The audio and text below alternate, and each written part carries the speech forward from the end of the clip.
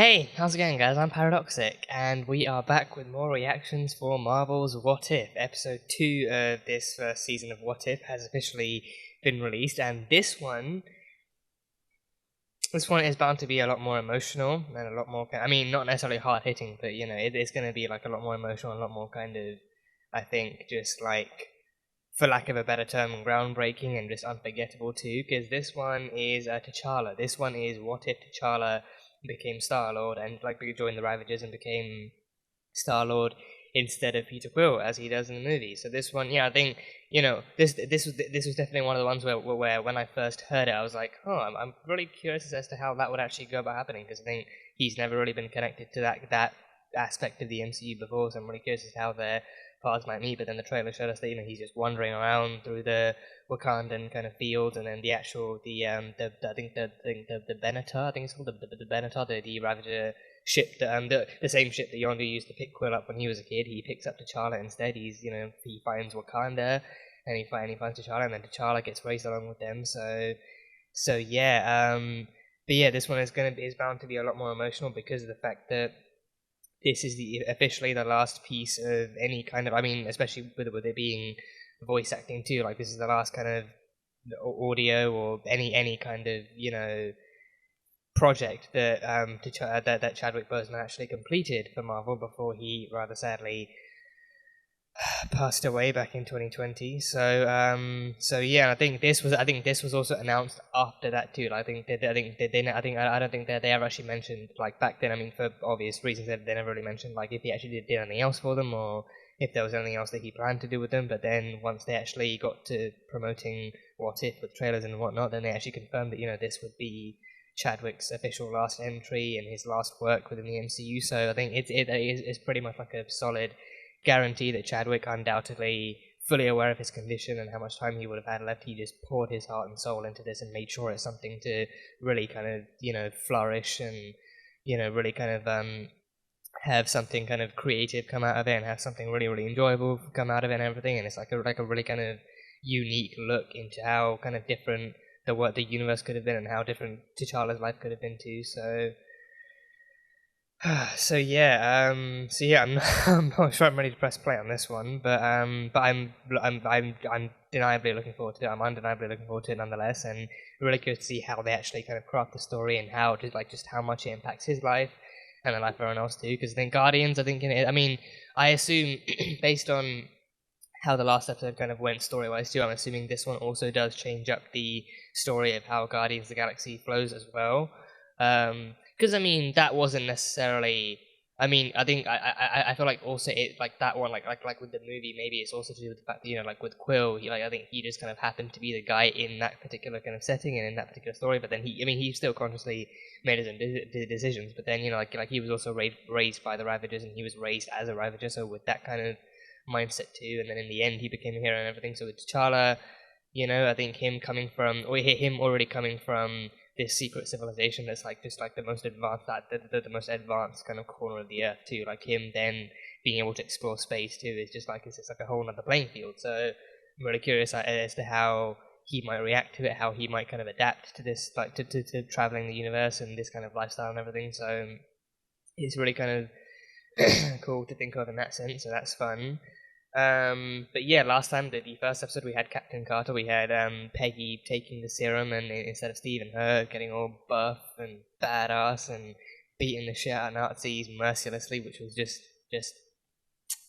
chef's kiss to see. But Steve was still around. They very nearly Winter Soldier. They very nearly Winter Soldier Steve by having him down the train instead. But then he was still kind of captive at Hydra's kind of base, and the Howling Commandos all rescued him, and he still did his thing. But then Peggy's sacrifice still went through. Peggy, I think the sacrifice went in a completely different way too. I've heard different rumors, like some people saying that the creature that Red Skull summoned was Hive, and others saying that it wasn't Hive, and it's just like another kind of tentacled creature from the comics. But my heart is still set on it being Hive, just like that, just that little bit of kind of canonicity, if that's even a word. But either way, I think it kind of, for me, it's like it's kind of somewhat more like hopeful to think of it as Hive, and to think that Hydra's oldest champion being Hive would make kind of sense too. But I could be wrong, So I don't know if it's going to make a return, or if that part of the season is going to make a return, or what's going to happen. But then she was transported into the future too. I think the ending that we got for her makes me think that like all these episodes will kind of culminate into like the finale being like the ending of Phase 1, like being like a new roster of Avengers, being some new Guardians and all that kind of jazz. So yeah, so she got transported into the future, into the exact same spot that Loki shows up with when the Tesseract goes off in the first Avengers film, and she met Hawkeye and Fury too. So yeah, curious to know how and where we're going to pick up from there with her. But now straight on to T'Challa. So yeah, I wonder then if we're going to get any kind of future glimpses into Wakanda too. Like maybe if he's gone, then who's going to be the Black Panther, or what's going to happen? But I'm just going to wait and see what the episode actually tells me and what the story tells me. So yeah, that's pretty much all I've got from the last one. So on to episode number 2. What if T'Challa became Star-Lord instead? So it's gonna hurt seeing Chadwick's voice. Seeing Chadwick's voice. It's gonna hurt hearing Chadwick's voice again. But it's gonna be a good pain. It's gonna be like a good celebratory kind of pain. So yeah. But yeah, on to the reaction anyhow. So onto the reaction for episode 2, and as you guys will know by now, the reaction you're seeing now will just be the fair use version. So it will just be like the highlights and the best bits of the episode and all that kind of jazz. But if you guys want to watch the entire episode along with me, the full-length, unedited version of the reaction, then that one will be over on Patreon, so you can go check that out over there. So that will be just as much fun too. So on to Marvel's What If, Season 1, Episode 2. Let's go. But where you see light, I see worlds and the countless stories that fill. That's true. Really, really far away stars are just galaxies. Yeah. Morag, okay. Starting off with him finding the Power Stone. The Temple of the Power Stone. Ugh. I am just an ordinary junker, but there is one name you may know me by. Star-Lord! Oh, people actually know him. Oh, people actually. Oh, yes, he knows him. Not the reaction I was expecting. Legendary outlaw steals from the powerful. I love that. I love how they changed that. I feel like I should be bowing. I mean, We don't do that here. healing. Neither is necessary. We don't do that here. It's just that my boss, Ronan, is super intense. But I could be convinced to make a career. I appreciate the interest, but we're all staffed up. Oh, No stuff. but at least now I get to spar with you. I guess if that's really what you want. Oh boy. The honor of my life. Oh god. Jaimin Onsu Not just. use the gun. Go ahead. Please. No. It's not a problem. I could get rid of it. Okay. You sure? Go ahead, use the gun. He's a fanboy. This one's a fanboy. Ready? I'm right here. Hit me. Oh boy. Oh, Oh. my lord. It is what we're here for. Do it again, but this time faster, harder. Really? Jesus. I barely moved. Hit me. Oh, that's so good. Classics. I can't believe it. This one's actually a fanboy. He not only knows Star-Lord, but he's such a fanboy. Yeah. He's got a smile on his face. Thermal signatures off the charts. You know. Oh, bet it's a fucking Infinity Stone. A Ravager spacecraft was arriving on Earth to abduct the spawn of the Celestial Ego.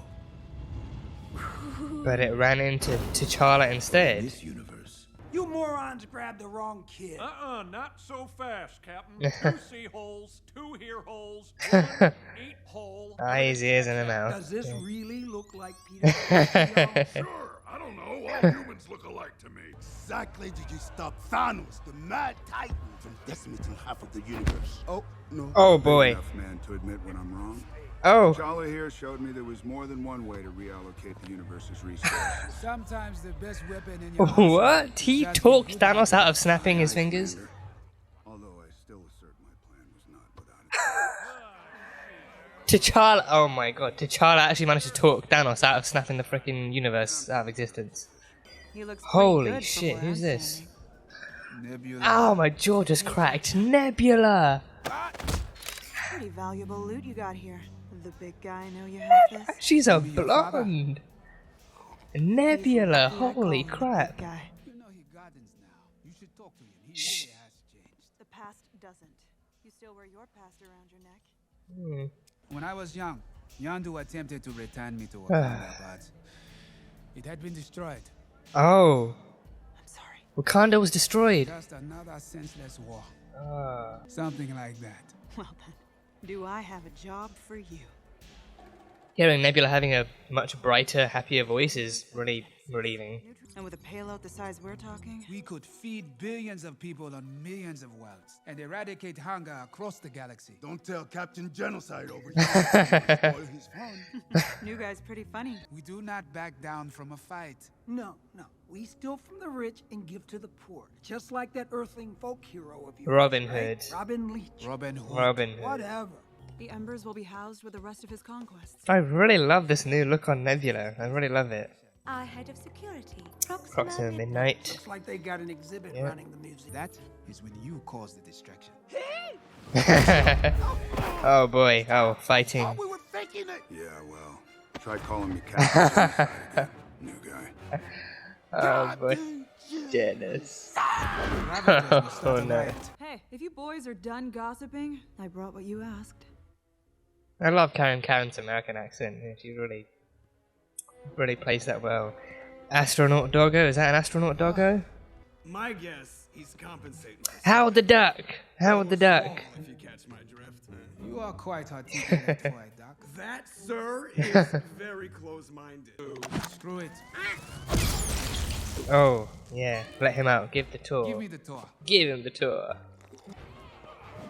Oh, here comes security. Boy, that. Wow. Just a. Ravagers? Jesus. Oh no. You guys must have had a plan B for this, right? If they found Ravagers outside. The flashy flash. Oh. Whoa. There's a Wakandan jet! There's a Wakandan jet! Wakandan spacecraft. How is there a Wakandan spacecraft on nowhere? Oh. Oh, those drums. How does the Collector have a Wakandan jet? Oh. The Dora uniforms. The Dora uniforms. Baba, if you are out there, you are one bright, burning light in the night sky of billions. And we will search every last one of them until we find you on this plane or the next. Oh, God. So what really happened then? Oh, Cha-Cha. I hope you can understand. Neb! I had a debt with the Collector, and you were the payment. Nebula, I liked you. I liked this new you. I trusted you. God damn it. The past ain't nothing but a prison. You don't belong down there with them. You belong up here with So us. Wakanda's still down there, still. Family. Yeah. You are not my family. Oh god. You only live like 3 days, dude. Is ready for you. Damn. So his people are still. I mean, you know what? That only makes sense. Wakanda. I doubt Wakanda would go down that easily, especially in like an Earth war. So. Are you sure you cannot fly or shoot lasers out of your eyes or something? Let's go a few rounds and you can find out. Pass. I prefer you in the cage. Where I come from, history has never looked kindly on those who locked men in cages. Ma? Daughter of mine. How could you do this to us? To my best friend T'Challa. Oh my god, this guy. Is she gonna betray? Yeah, she's okay. I figured that was coming. But then again, A double cross. Relax, new guy. This was always the plan. Ah. I told T'Challa that the Collector was after him right from the jump. Ah, okay. I knew there was a reason I liked her. You know. And, well, he's come. Yeah, I knew there was a reason I trusted her. Trusted her from the beginning. Yeah. Cha-Cha. Oh boy. Oh no, he's got telekinesis. Oh, ay ay ay, glass around the wrists. Oh, the legs. Oh, Karina. Yes, Karina, fighting back just like always. That thing you said about not locking people in cages. Oh, the Collector. He's got a rocky arm. I hacked it off the carcass of a terribly chatty Cronin. Of Cronin. course, if that's not your style, there's plenty more we can play with. Oh boy, he's a freaking cyborg. A dagger forged in dark matter. Cat's shield! That's Captain America's shield! What's Cap's shield doing there? Something a touch more elegant. That's got Mjolnir! Mjolnir's there! Hela's helmet! Oh, that woman had taste. This dude has everything. Get to the ship. Are you crazy? You'll never take them yourself. Not crazy. Genocidal. Mad. Oh, yeah, Mad. He's the Mad Titan. He's the Mad Titan.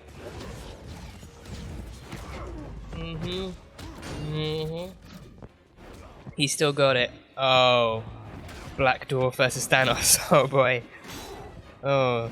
Very, very different teams. Oh. Oh. Same shot as Spider-Man. Yeah. Now it's a party. Ain't no way in hell I was gonna leave here without my kid. He may not be his father, but he's still his daddy. Oh. He's taking hits. Oh, he's taking hits. Oh. No, but I'd actually be sad to see Thanos being beaten. Oh. Oh, yeah, okay, Nebula's coming in to save her father, yeah. This is the Thanos we can actually root for. This is the Thanos we can actually support. Oh, the Embers. What are the Embers gonna do? Oh. Oh, this like, the beanstalk grows out of him. Like in the Jack and the Beanstalk movie, when he throws the beanstalk in the giant's mouth and it just grows out of him. Yeah. Any ideas? Sticky fingers. Could work? Who's the glue? You are. Sticky Because fingers? you lied to me. What sticky fingers? What the hell are sticky fingers? Oh. All you got? Oh, he's just a bait. He's just a distraction. Oh, he takes the weapon. He takes away his gauntlet. Oh, jeez, a high-speed knee to the face. You think this can contain me? I trust you'll know what to do with this. Oh, I have some idea. Oh, yes, Daddy, can I Karina. have Do my your bracelet worst. now? No touch. Do your worst, Karina. No. No. Oh, releasing everyone he's ever. I put a roof over your head. Yeah. Oh. Oh, Karma. Have fun, collector. Have fun.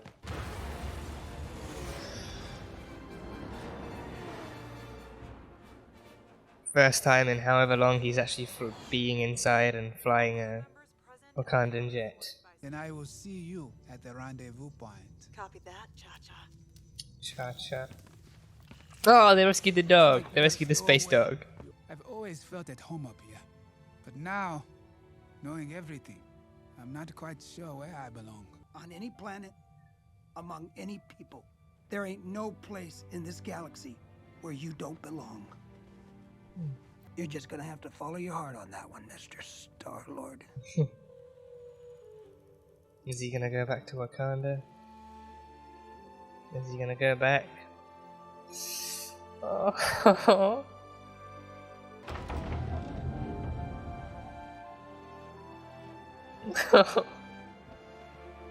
Shuri! The queen! Baba, my son, I knew you would find your way home to us. You must be T'Challa's father. Pleased to meet you, sir. Your son is a galactic hero. That sounds an awful lot like genocide. No, Okoye. no, because it's random. And I might add, efficient. Jesus, Thanos, he's I mean, if you really wanted to put a label on it, T'Challa and I. Oh yeah, jump points are the best. And from one family reunion to another. Is this Peter Quill? Does Peter Quill just have like a normal child on Earth? Is this Peter Quill? This is Peter Quill. Yeah, he has the headphones. Definitely Quill. Sorry, can't spare a little time for. Oh no, Ego still found him. Might spell the end of the world. Oh no, Ego. Oh, Ego still finds him. Ego still finds Peter. He probably just goes after him himself after Yondu failed.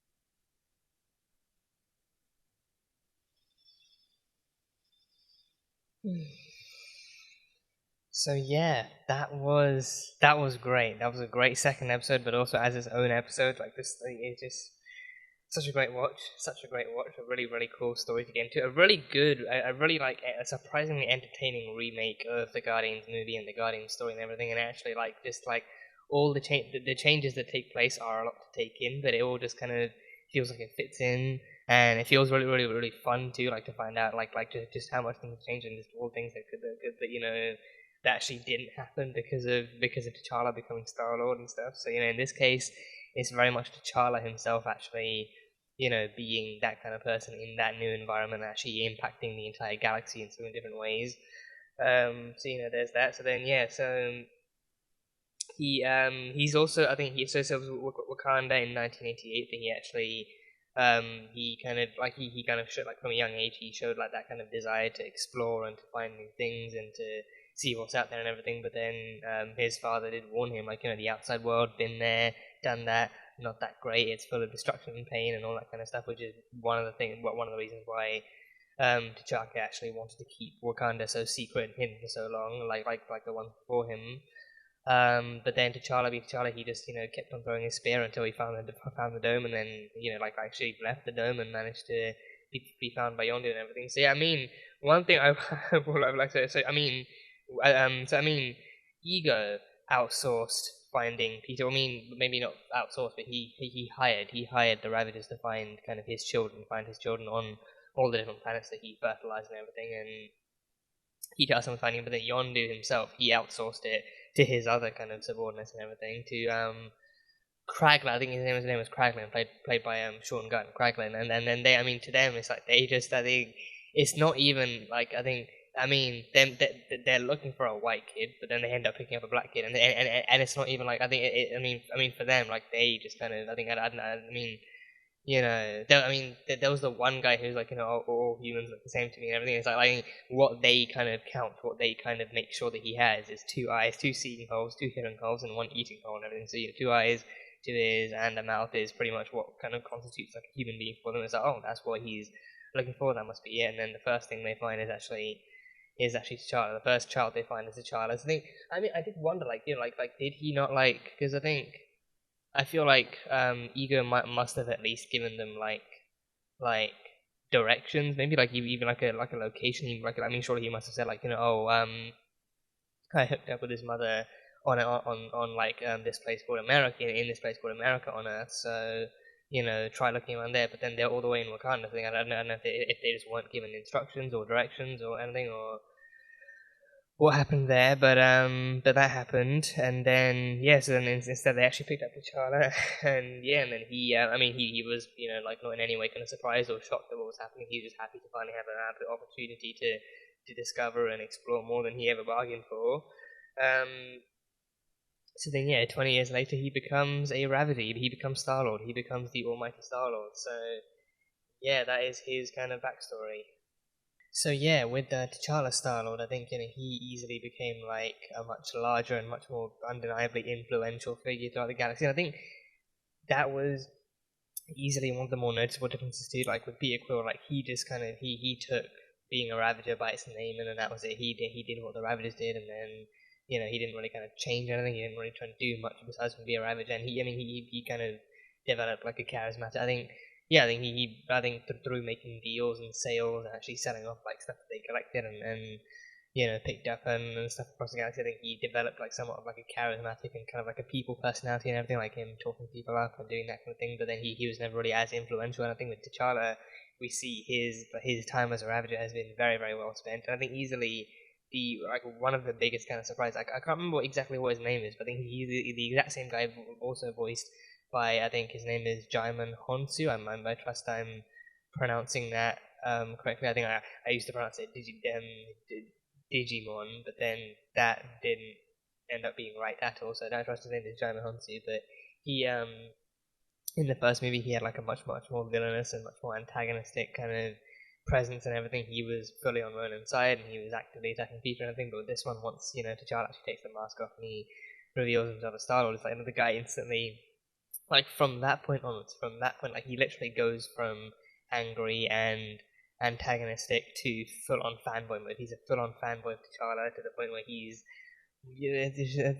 honestly, I think it's very safe to say I actually did enjoy him in this one a lot more than in the movie, because in the movie I think it's like he just kind of he did his job. He played like an enemy, like a villain, like an antagonist, as he was meant to do. With this one, they actually gave him like they not only changed his personality, but then they actually gave his personality like a bit more oomph and a bit more flesh and blood and something. So they with this one, he was actually just so much more entertaining to actually watch as he actually went from interrogation mode to fanboy mode, and actually immediately kind of trying to bow down in front of T'Challa and actually respecting him and be like, this guy is he's the Star Lord, the galaxy's outlaw, and all that kind of jazz, and actually treating him like he was some kind of saint and everything. And even the oh my god, even the fighting, like him being like him being so afraid to actually spar against T'Challa and be like, this is a gun. If you're sure it might kill you, and then just like finally getting one punch in and being like, oh my god, I'm so sorry, I didn't mean to hurt you, my liege. I didn't.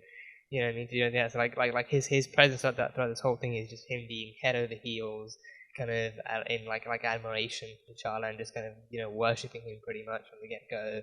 As soon as he finds out it's him, so it does show you just how how influential and how kind of exactly what kind of after effect he has on people, that he makes he doesn't just make deals with them, but he actually kind of has like an impact on them in a way that they remember him. And I think they definitely crafted this version of T'Challa to just what Chadwick was like Chadwick Boseman is repeatedly reported by his own kind of co-stars and colleagues to be that kind of guy too. He takes his job very seriously, and he leaves a mark both personally and professionally. Even audiences, he left a mark with Black Panther, and then his kind of multiple kind of versions of T'Challa and everything, and his multiple movie appearances, and even people he worked with, he left like a positive mark on them. They can remember him, in the ways he worked and how he treated them, and how he kind of went around kind of keeping people kind of happy and upbeat and positive and everything. So I think it's pretty much like a version of T'Challa that goes out into space, but it's like his personality and the way he kind of is, the way he kind of presents himself, and the way he kind of works is very much,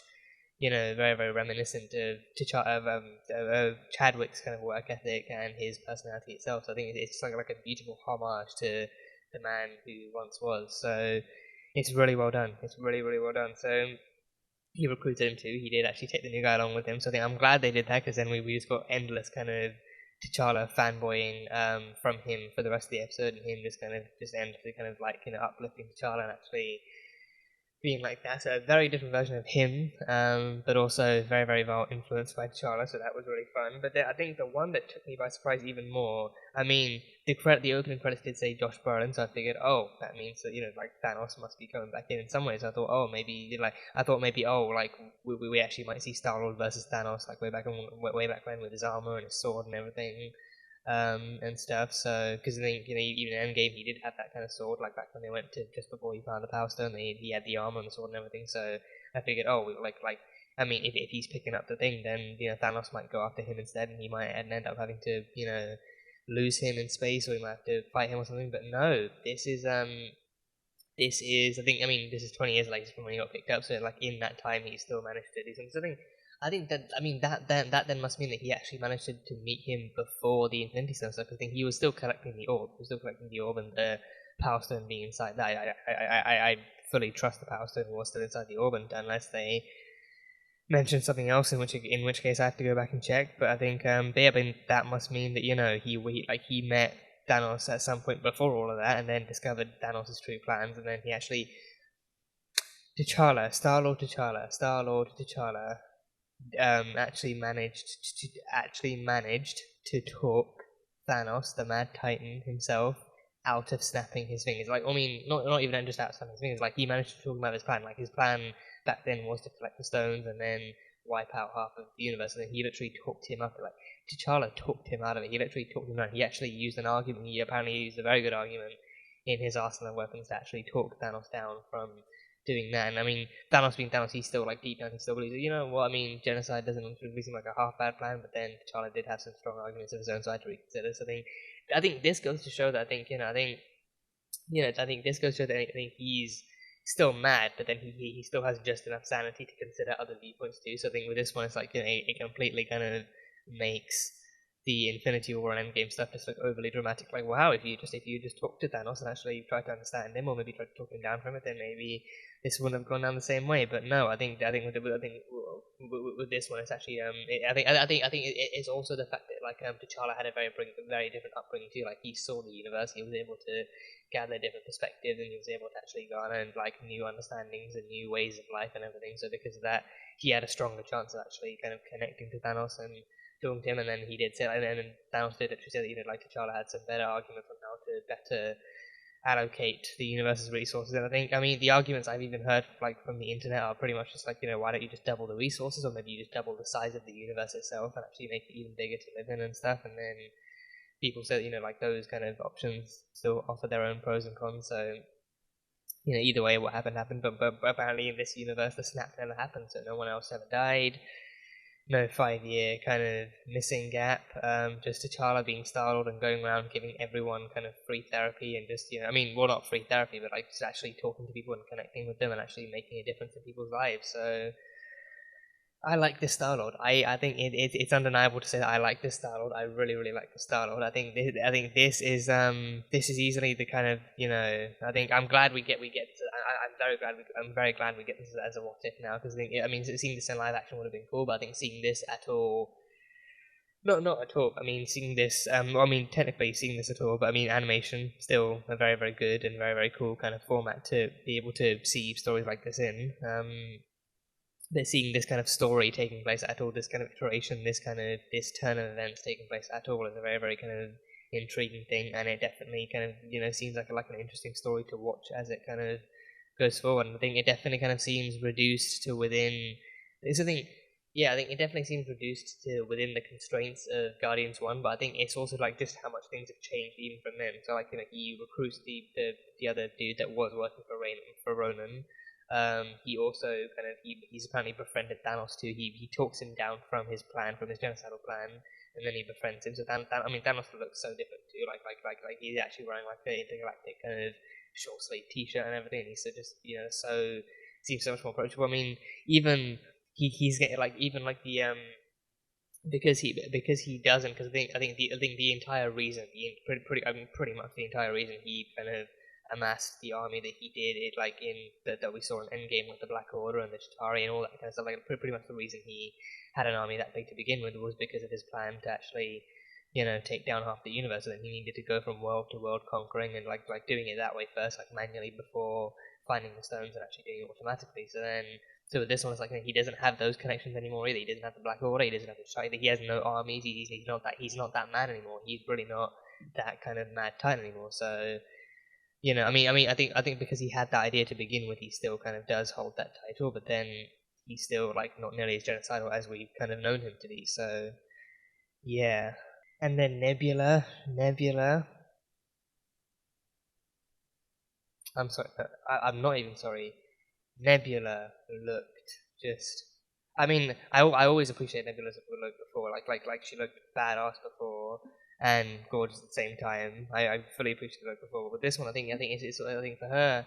I mean, I do wonder if she still had the eye thing. She still had the actual eye thing. So I do wonder maybe if T'Challa even saved Nebula by doing it, because I think in like almost everything Thanos did, from amassing armies to adopting kids and changing them and training them, he did it for the sake of the grand plan. So then I wonder maybe, because I think if she still has the eye, I wonder maybe if she still did undergo that kind of torture and experimentation at the hands of Thanos, or maybe if like it wasn't everything, maybe she still had most of her original self left, and then, you know, T'Challa saved her just in time too. So then she's endlessly kind of grateful to him for that. But Nebula looked so different. Like she even had the ability. I think because more of her was actually kind of left now. Like she actually had the ability to grow out hair, or maybe it was a wig. Either way, blonde, great color on her.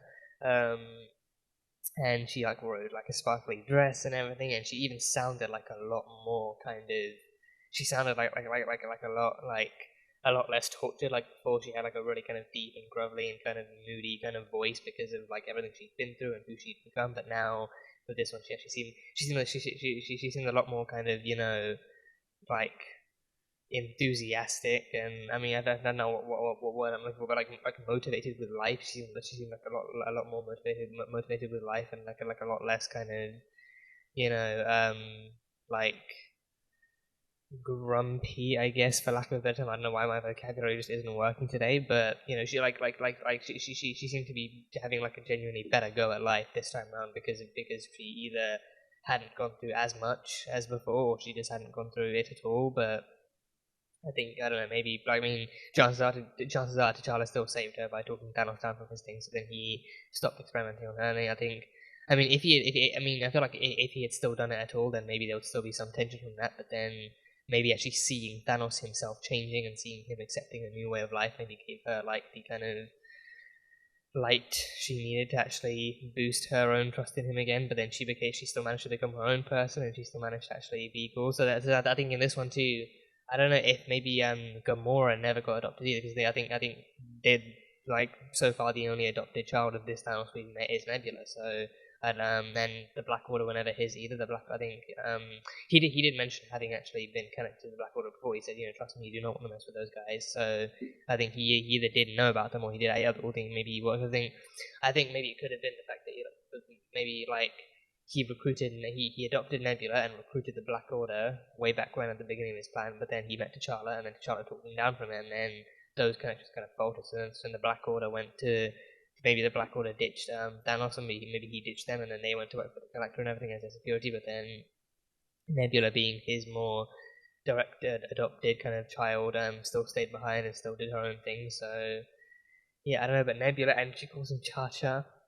She calls him Cha-Cha. That is such a sweet and endearing kind of nickname. And also, I mean, not to jump ahead, but I feel like there is also like a past there that they kind of hinted at. Like, be it platonic or romantic or whatever, I feel like I think not just because of like him potentially saving her, but also like them maybe having worked together in the past. I feel like there is actually that kind of a past that's as of yet kind of undocumented. But then their kind of like the way that their behavior around each other in the present day does kind of, and like a pet name like Cha-Cha as well, like it does kind of show that there's actually more there to be explored, or more there that they're kind of like showing us through subtext or whatever in the present day. So they kind of get along very well. So Cha-Cha and Nebula were great together. They were great. But yeah, Nebula, I mean, yeah, I think Karen's American accent, as per usual, just on point. So it was really fun to have her. So I think most of the original kind of voice actors for each of the more prominent characters were back. Like Chadwick, Karen Gillan, Josh Brolin, Michael Rooker came back as Yondu. Sean Gunn, I think, came back as Kraglin. I think Benicio del Toro came back as the Collector too. So like pretty much all the voices that we would need to recognize in this. I think even some of the Black Order kind of voice actors came back too. So all the voices we need to recognize definitely came through in the end. So that was very cool. But yeah, I mean, I think this one, like again, like this, like T'Challa's kind of whole kind of personality and his whole kind of role amongst the Ravagers was actually to help people. Like he became like, I think Yondu even called him like the soul of the ship. So he was the heart itself. He was the one who kept pushing them to do good things and do the right things, like saving people and actually trying to change lives and everything. And he went around changing lives. He stopped talking bad people out of doing bad things, and he stopped, and he saved other people, and he made his mark and everything to the point where people recognized him and stuff like that. So seeing him like that. And also, I think Yondu even mentioned that that is because he was actually inspired by his childhood hero Robin Hood, a guy who is pretty similar to him too. Like he has his own band of Ravagers or Merry Men, and he steals from the rich and then gives to the poor. So he's like his own kind of former hero and everything. So he kind of idolized him as a child, and he became that kind of hero up in space, like an intergalactic Robin Hood, pretty much. So that was really cool to see. So seeing kind of like T'Challa still kind of maintaining his good heart and his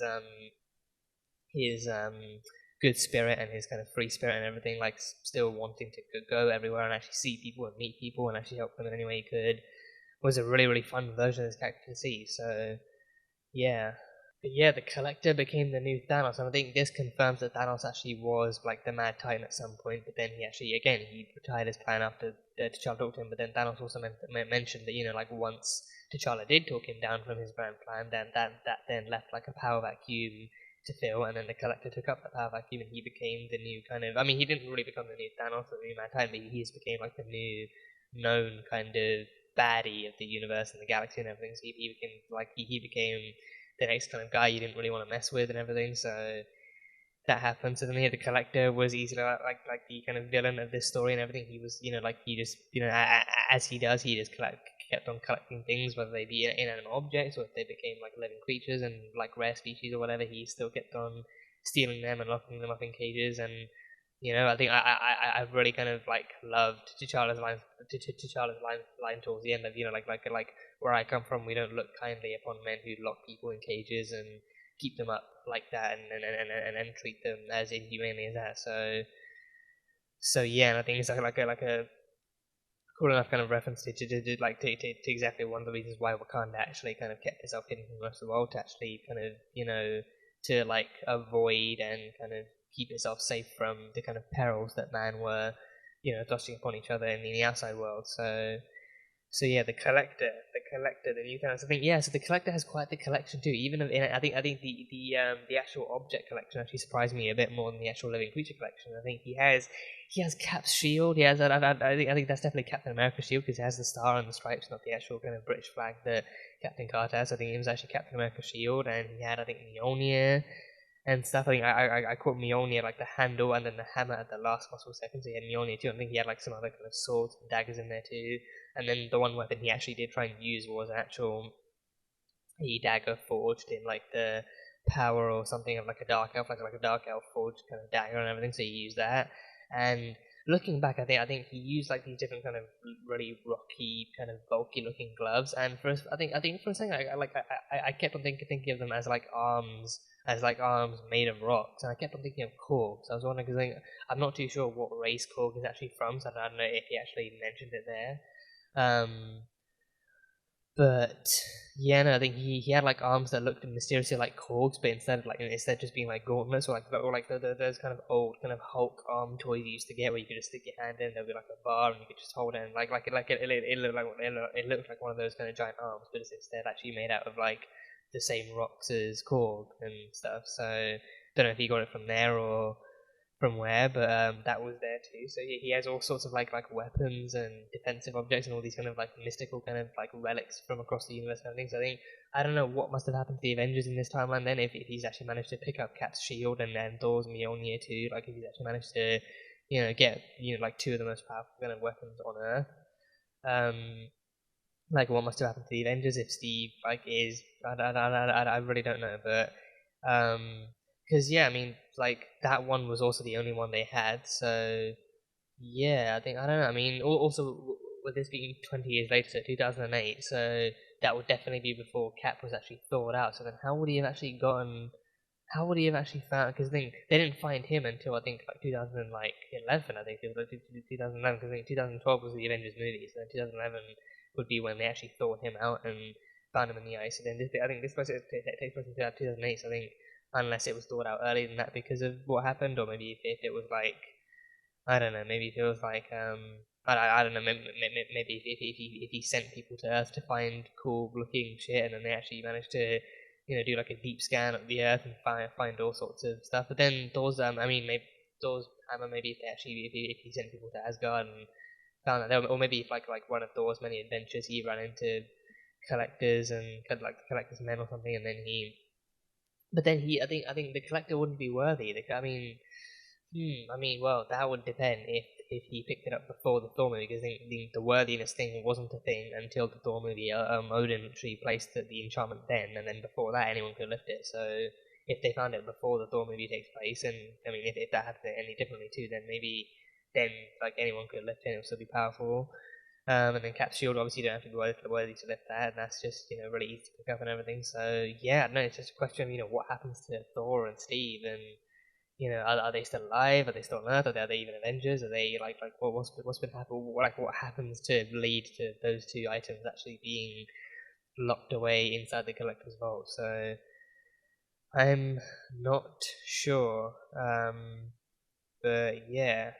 He also has Hela's helmet too. I think he didn't mention actually coming into contact with Hela at some point in some way. I can't quite remember how he described it. But he didn't mention actually coming into contact with Hela at some point, so that was cool. But he has Hela's helmet, like the spiky thing, and I think it actually lets him kind of throw the same kind of long kind of swords and daggers and blades that she can throw too. So seeing that in action was really cool. Was really cool. And yeah, I mean, living creatures. I mean, he had Howard the Duck. I mean, Howard the Duck had a surprisingly brief kind of appearance in this episode. I think I was somewhat expecting like a little more than just like him talking inside the box and then actually taking T'Challa to the bar initially before T'Challa escapes and manages to get out the locked doors and everything. But he had a surprisingly brief kind of appearance, and I'm not sure at all. I can't tell at all who actually voiced him. I don't know, because I know there was a Howard the Duck movie, but I don't know if they actually managed to still bring. I don't know if the guy from that is still alive, or if he's still around, or if he's still kind of appropriate to use. But I don't know if they actually used anyone connected to that movie, or if they made like a complete new one. But I think from what I hear, like the Howard the Duck movie actually completely bombed to the point where Marvel was almost afraid to actually make any other kind of original movies and everything. So yeah, I don't know exactly how badly that went or how that went, but either way, I think I mean, it being the MCU, I would kind of trust that they'd probably use someone else, or maybe actually just kind of find like a completely new original voice actor as a whole. They'll get the job done. So yeah, Howard the Duck. I mean, he gave him like half a tour, and then he needed more hydration at a bar, so that happened. So Howard the Duck, he was in this. And then, yeah, I think further kind of drama comes in when it's revealed that Yondu actually, I think firstly it's that, like T'Challa actually admitting that he wanted to go back to Earth at some point during his childhood. He wanted to actually return to his home, to Wakanda, but then Yondu apparently claimed that, Wakanda had been destroyed and stuff. And I think, I won't lie, as you can see, I initially kind of took that in. I was like, oh my god, that happened, like Wakanda destroyed, everyone died. But then I think, thinking about it now, and also thinking about it towards the end of the episode, I was like, but I mean, Wakanda is designed in a way that it should literally be like the first and or last line defense. Like if every other army and every other kind of city falls in on Earth, then Wakanda, with its kind of advancements and its kind of power, it should really be like the first and the last line defense too. Like ideally the first one, because then they can take more, they can take and receive more damage, and receive and give more damage even. But they should ideally be able to actually do more work to actually survive. So then, and even it being like, especially if it's like a war on Earth too, if it's like an actual man-made, then easily, like Wakanda should easily kind of win that kind of thing, because they can defeat the armies of Earth in ways that no one else can. So it didn't really kind of make much sense to me towards the end of it. But then I think also maybe because like T'Challa being a child too, like he maybe kind of I don't know. I mean, Yondu must have told him in a way that he believed in, and stuff happened. But then, for 20 years, he went on believing that Wakanda had been destroyed and his family was gone, and that he only had the Ravagers left now. But then it was revealed that Yondu had actually lied to him in order to actually keep him with the Ravagers and to actually keep him on board and stuff, because he loved him, so he lied to him. So there was that. But then if the Avengers weapons weren't surprising enough being in the collector's inventory, then he has like a Wakandan jet too, and like his bracelet, and the bracelet he still carries with him. The bracelet he still carries with him to this day, as like an actual reminder of home. He just started flashing as soon as he actually approached the same kind of technology, and then he actually finds a Wakandan jet inside the kind of hangar bay of the collector's kind of place. And then so then like he has like mannequins and stuff that he put Dora Milaje's kind of suit onto. He has like mannequins there, and he's got like the ship is still fully operational, still pretty fully powered, still has all of its major functions and everything, so it's still fully operational. And then that's how he finds his father's voice message, actually sending out like an SOS that his son has been abducted by aliens. So I can almost appreciate the fact that he still kind of knows that too. Like he knows that his son didn't just go missing. He didn't just go like wander out of Wakanda and just kind of swim to another country or something. He knows that if he was taken, he was definitely taken off of this island. So he was just abducted by aliens. And maybe someone actually reported seeing like a UFO over Wakanda, and then seeing it actually kind of sucking up like a miniature, like an actual child, and then later on, T'Challa is reported as missing, so then put two and two together, and you get that. But then either way, like he just kind of knows enough to actually say, like his son's been abducted by aliens, and then he needs help finding him and everything. So that's when T'Challa finds out the truth, that his people, like his father, his family, his people never died, but they just kind of missed him, and they kind of knew that he was gone. So yeah, that is the lie there, and I think it's definitely a different kind of turn of events from Peter's story too. Like with Peter, I mean, he I don't think he ever mentioned wanting to go back home. He just kind of like, I think he very easily kind of he very easily settled into the Ravagers' life, but to the point where he actually did kind of grow up with them and didn't really kind of think of home that much, and he didn't really kind of, because he left. I mean, for him though, like his closest family and also the family he cared most about was his mother. But then when she was gone, I think deep down he must have felt like there was nothing left for him there, and the Ravagers were his new home now, and they raised him, and Yondu raised him, and everything. So so there's that. But then he never actually expressed any desires in going back. So T'Challa, he actually did want to go back, even if it was just to check up on them and see how they were. But then Yondu wanted to keep T'Challa, wanted to keep him on board, keep him on the team, and actually, like not risk T'Challa wanting to stay home and leaving the Ravagers forever, but didn't quite work out that way. Didn't quite work out as happily as he had hoped. And then, I think Nebula had like a double crossing thing, she's a triple crossing where she actually got him in and then switched on him as like an actual play, like an actual act, and then afterwards turned on Proxima. Ebony Moore. She turned on Ebony Moore again, and actually shot him, and then she actually revealed that her true colors were always with T'Challa and his people, so she was always with him. But then they actually crafted their own secret plan to actually turn him over and actually kind of trick the Collector into thinking that he was winning and everything. So Nebula she still got those sneaky, she still has those kind of stealth tactics and everything that she kind of undoubtedly picked up from her years with Thanos, and maybe even like especially now even in other ways from other kind of jobs and everything. So that was really cool. That was really cool to see. But yeah, Nebula, I want to see more of this Nebula. I want to see Nebula thriving too. I think seeing like an actual happy Nebula that hasn't been tortured and hasn't been, kind of turned into like a victim of warfare is a really refreshing thing to see. And I think this Nebula with Gamora too, because I think because Thanos may not have actually conquered all the worlds that he originally did, I think maybe that kind of has to mean. Because Drax was at the bar. Drax was actually at the bar. He even actually told T'Challa, because of what he did, his family was alive, and he never lost his wife and daughter, and he still had him. And Drax was like now a bartender, and he happily took a selfie with Sal and everything. So I think Drax, is happier and like much kind of more cheerful and everything. So Gamora too. Gamora should easily still have her people around and her mother, so she easily should have actually grown up in like a much happier and peaceful life. So I think he essentially saved all of the Guardians from a lifetime of trauma. Pretty much, he saved the Guardians from a lifetime of trauma. God knows where Rocket and Groot are, but I don't know if Rocket and Groot. I think they were they were ravagers of their own code. They were ravagers of their own making. They were kind of survivors and lone wolves of their own kind of like making, pretty much. So I think that they were never kind of directly connected to Thanos or any of the Infinity Stone stuff. So they're probably just out there looting someone or kind of stealing something or running away from someone. So don't know if we'll ever actually get them back in this. But the guard, like the more humanoid kind of members of the Guardians are still alive and well and happy and working with T'Challa and everything, so it's it seems like a much happier, much more tightly knit and slightly tightly knit and much more kind of like a very like a very good introduction as to like what a different kind of different roster and like differently kind of modeled roster of the Guardians might actually be.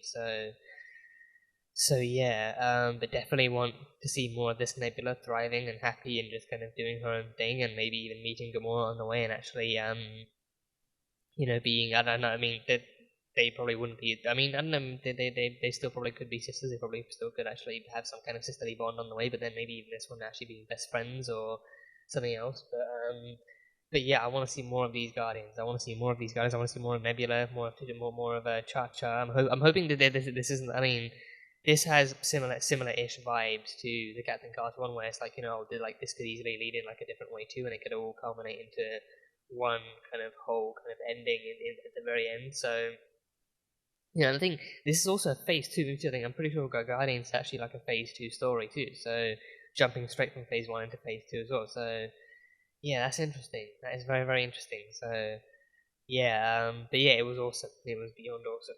And at the very end, he returns to Wakanda. He takes his newfound family, and he returns, and he actually takes them back with him to visit Wakanda, and he meets his mama and Baba for the first time in years, and Shuri's all kind of grown up too, and she's, I trust that with this one, it would still be fairly kind of present day too, like fairly kind of more recent. I think they all matched. I think visually speaking, they all seem to match the ages they were in the first kind of Black Panther live action movies and everything, except with this one, I think with this one too, his father's still alive. So I think and I think Shuri and the Queen. I think Shuri and Queen Ramonda, I think her name was. Shuri and the Queen. They definitely look the way that they did in the first Black Panther movie. But then his dad is also still alive. So then I wonder so then Vienna never. So then Vienna, I wonder maybe that means that Vienna never happened, or maybe if like I don't know if he could have survived it, because he didn't survive in the movie, but then T'Challa still tried to save him. But then I don't know if maybe that means that it never happened, or oh no, it actually might not have happened because T'Challa took a civil war as a whole might never have happened then, or maybe it might have happened in a different way. But I think most of it might not have ever happened, because then if T'Challa talks Thanos down from doing his grand plan, he never sends the Chitauri to New York, so the New York battle never happened. So then no destruction, no death, no reason for an accord. So that then doesn't happen, and that doesn't. We've yet to see Tony and Killmonger. We have yet to see Tony and Killmonger, but then Tony never becomes Iron Man. So then because I think taking Vision's argument from Civil War of like Tony becoming Iron Man creates all these other kind of threats and all these other kind of challenges, and he never becomes if he never becomes Iron Man, he never creates all these other storylines. So then the Avengers battles never happen. I don't know if that means that the Avengers never form, or maybe they form in like a different way, but then those kind of major battles that lead into Civil War never happen, so then Vienna never happens, and Zemo maybe never loses his kids, and wow, okay, damn it, damn, okay, maybe, this is all literally, obviously pure speculation, but yeah, oh god, Jesus, because if there's a Captain America shield in the Collector's room, then, because then in Captain Carter we know that he used the only vibranium shield that they had to do Captain Carter's thing, to do Captain Carter's one with the British flag. But then the one in the Collector's room is a Captain America one. I think these are all meant to be different stories, but I don't know if these what ifs are all still meant to.